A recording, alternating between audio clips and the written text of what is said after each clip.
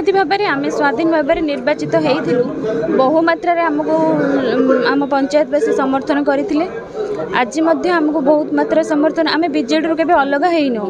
आज भी आम आगुरी भी थिलु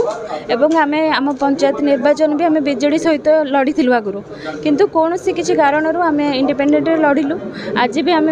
नवीन बाबूंकर आमर नवीन पट्टनायक सार आमर नीति आदर्श अनुप्राणित हो आम आम पंचायत विकास पई आज आम बिजु जनता दल मिश्रण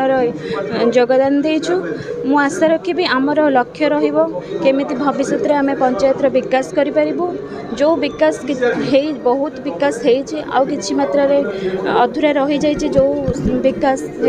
आम जेहेतु बिजु जनता दल में सामिल होइछु तो मु आशा रखी आमर निर्वाचन रे विधानसभा सांसद प्रार्थी एवं आमर विधायक प्रार्थी प्रफुल्ल सामल सार को बहुमात्रा भोट दे संकोचन भोट दे जययुक्त कले निहाती भाव में आगामी भविष्य में आम पंचायत उन्नति विकास रे आम योगदान दे पारिबु यही आशा आम आज बिजु जनता दल में निहाती भाव में आपण मैंने तो देखिथे बहुत आमर जमी आम इंडिपेंडेंट लड़ीलु आमको समर्थन करते लोक आज ताठू आहरी अधिका लोक आमको समर्थन कर सब आपण मैंने भी देखिथे बहु मात्रा समर्थन करुँच आगक समर्थन आम सहित जेहेतु आम कहार के खराब करूँ सब बेले आम लक्ष्य रही लोकों सेवा आम पंचायत उन्नति यही लक्ष्य ही आम केवल नहीं निर्वाचन लड़ीचु। धन्यवाद। सी आम आदर्श नवीन पट्टनायक आदर्श बिजु जनता दल आदर्श से प्रकृत में कार्य करुले खाली ऑफिशियली गोटे मिश्रण आवश्यकता थिला किंतु तांकर से भाषण आपड़ शुणी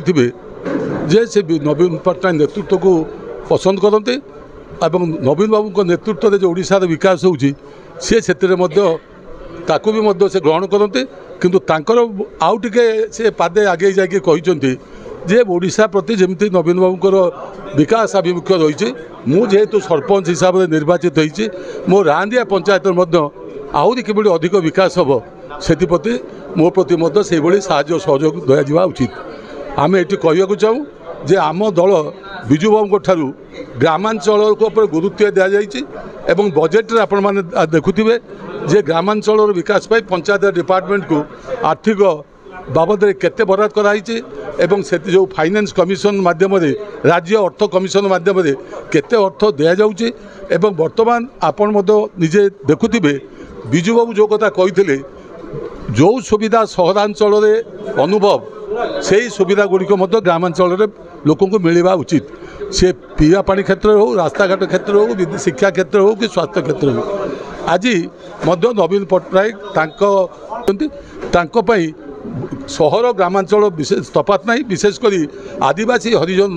लोक मैंने गरीब लोक मैंने भी बेसी नवीन बाबू को पसंद कर ग्रहण करजे अनुभव करें मिश्रण फल बिजु जनता दल आहरी सक्रिय है संगठित है एवं ये गोटे रास्ता देखला अन्य मानक जो मैंने कि भावुले जे आम बिजु जनता दल को गले भल हम कि अन्य दल गले भल हम से रांदियार नेतृत्व जो कार्यक्रम जो मिश्रण कार्यक्रम से अन्य पंचायत गुड़िक जो मैंने आम विलम्ब हो भावुलु आपड़ देखिए काली परदिन भितर विभिन्न पंचायत मिश्रण कार्य बिजु जनता दल तो सामिल होगापी आगे आसबे आज गोटाए पंचायत को आम जाइलु अंडेईपल्ली सेठी भी प्राय 100-200 माँ से दल में सामिल होगापी आमको दिन धार्य कर आम जीवु तेणु ये निश्चित भाव में जे मिश्रण कार्य सबुबले दल को सुदृढ़ करे एवं अपमिश्रण दल को दुर्बल करे तेणु बिजु जनता दल जहाँ को नौचे एवं आमर विश्वास अच्छी जे उपयुक्त मिश्रण एवं तांको मिसिवा फल खाली रांदिया पंचायत नुहे भद्रक निर्वाचन मंडल आगामी निर्वाचन में आर प्रभाव यथेष्ट पड़ो एवं विशेषकर से पंचायत हूँ